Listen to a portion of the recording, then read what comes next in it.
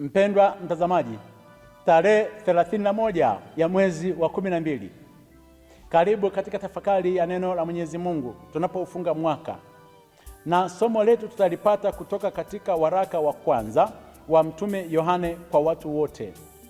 Nitasoma sura ile ya pili aya ya 18 hadi ya 21. Watoto, ni wakati wa mwisho, na kama vile mlivyosikia kwamba mpinga Kristo yu aja, hata sasa wapinga Kristo wengi wamekwisha kuwapo. Kwa sababu hiyo twajua ya kuwa ni wakati wa mwisho. Walitoka kwetu, lakini hawakuwa wa kwetu. Maana kama wangalikuwa wa kwetu, wangalikaa pamoja nasi. Lakini walitoka ili wafunuliwe kwamba si wote walio wa kwetu. Nanyi mmepakwa mafuta na yeye aliye mtakatifu, nanyi mnajua nyote. Sikuwaandikia ninyi kwa sababu hamuijui iliyo kweli, bali kwa sababu mwaijua, tena kwamba hapana uongo wowote utokao katika hiyo kweli. Neno la Bwana. Tumshukuru Mungu. Mpendwa mtazamaji, kama vile anavyozungumza Yohane kwamba ni wakati wa mwisho, yamebaki masaa machache kuweza kufunga mwaka 2025. Ni wakati wa mwisho wa kufunga mwaka 2025, mwaka wa kanisa ambao tulikuwa tumeita mwaka wa jubilei. Jubilei ambayo inatupatia tumaini jipya kwa Mwenyezi Mungu. Nikupatie tafakari ya mambo muhimu wakati wa kuweza kufunga umwaka. Jambo la kwanza, katika umwaka ambao tunaopita, mwaka 2025, tafakari neno la Mwenyezi Mungu ambalo linatoka katika waraka wa Mtume Paulo kwa Wafilipi sura ya 4 aya 6 hadi 7. Paulo katika nyakati zake za mwisho alisema, msijisumbue kwa neno lolote, bali katika kila neno kusali na kuomba pamoja na kushukuru, haja zenu na zijulikane na Mungu. Tafakari mwaka huu uliopita. Ni mambo mangapi yametokea kwako? Ni magumu mangapi yametokea kwako? Angalia ni baraka ngapi zimekuja kwako, kwa watoto wako, katika kazi yako. Yale malengo ambayo ulikuwa umeyapanga mwanzoni mwa mwaka, ni mangapi ambayo umefanikiwa? Na ukiangalia hayo, sema Mwenyezi Mungu, nakushukuru sana kwa sababu ya haya ambayo yamefanikiwa. Pia angalia ni changamoto ngapi ambazo zimekuja, ambazo zimekuletea maumivu makubwa na huzuni. Mshukuru Mungu hata kwa ajili ya mapito hayo, kwa sababu Mwenyezi Mungu hadi ameyaruhusu, ana mpango na wewe. Asingeweza kuruhusu hivyo hivyo. Ana mpango na kanisa, asingeweza kuruhusu mapito yatokee ndani ya kanisa. Ana mpango pia na taifa, asingeweza kuruhusu mapito hayo yatokee kama hana jambo la kuweza kutufundisha. Tumwambie Mwenyezi Mungu asante. Paulo anasema haja zetu zijulikane na Bwana, tusijisumbue kwa neno lolote lile, bali katika kila neno tusali, katika kila neno tudumu katika maombi na kuweza kumshukuru Mwenyezi Mungu, haja zetu zijulikane na yeye. La pili, tunapofunga mwaka huu, tukubali kuanza katika mambo mapya. Tuwe na mwanzo mpya wa mwaka unaokuja, kwamba ahadi za Mungu ni za kweli na ni za hakika.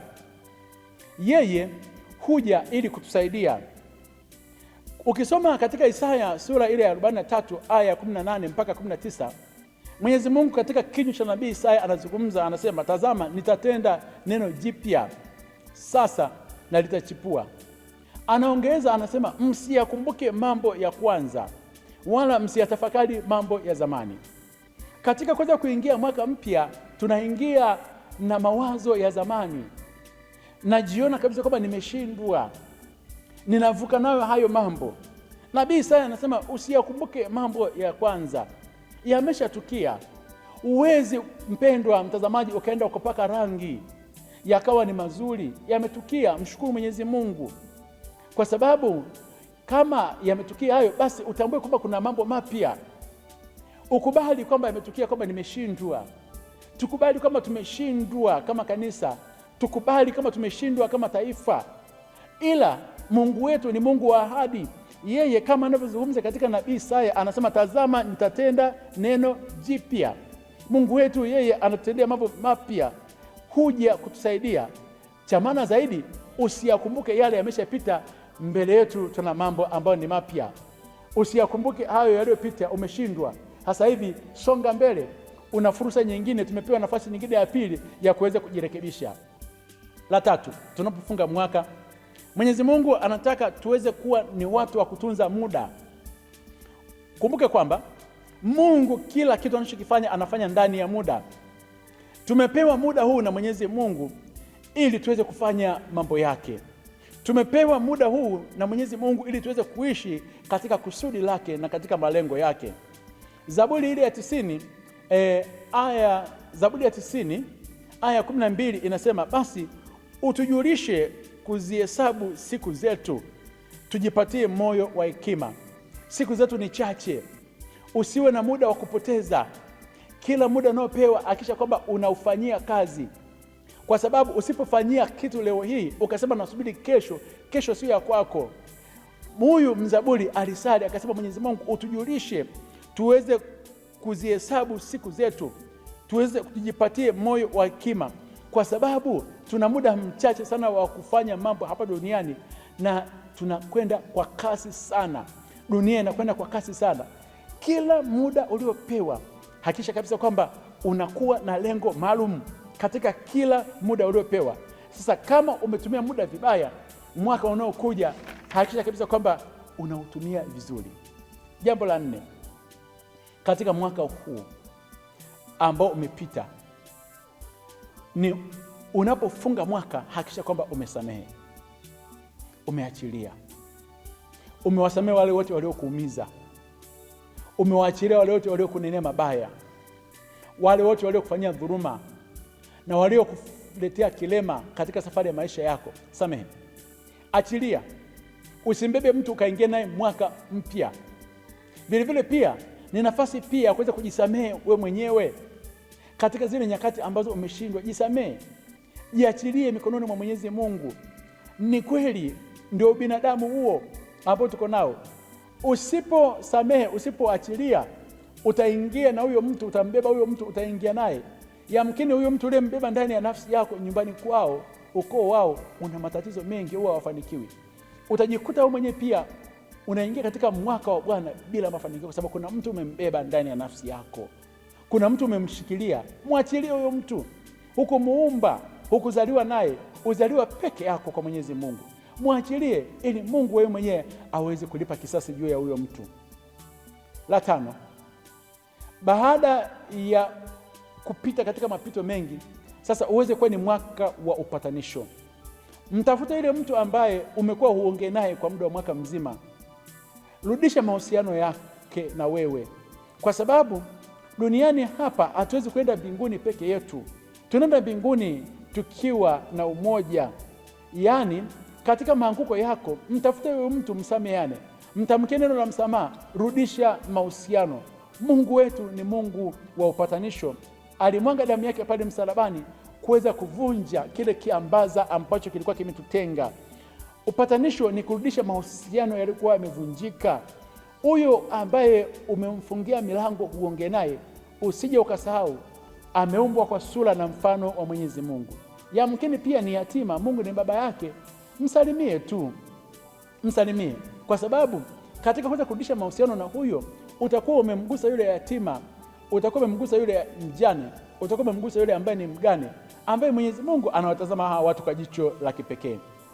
Jambo la 6, tunapofunga mwaka, mpendwa mtazamaji, rudisha imani kwa Mungu, kwa Mungu aliyekuumba, ambaye ana makusudi na wewe. Yeremia, kitabu cha nabii Yeremia sura ya 29, Mwenyezi Mungu anazungumza maneno mazuri juu yetu. Anasema kwamba maana ninajua mawazo ninayowawazia ninyi, ni mawazo ya amani, asema Bwana, si mawazo mabaya, kuwapatia ninyi tumaini siku zenu za mwisho. Tunatumaini katika siku zetu za mwisho. Tunaporudisha imani yetu kwa Mwenyezi Mungu, hata katika kuweza kushindwa kwetu, tunapomwamini Mwenyezi Mungu, tukaacha kuweza kuamini mambo ya waganga, mambo ya ushirikina, mambo ya uchawi, mambo ya kujifungamanisha na watu, tunaporudisha imani yetu kwa Mwenyezi Mungu, Mungu anasema kwamba anatuwazia mawazo ambayo ni mazuri.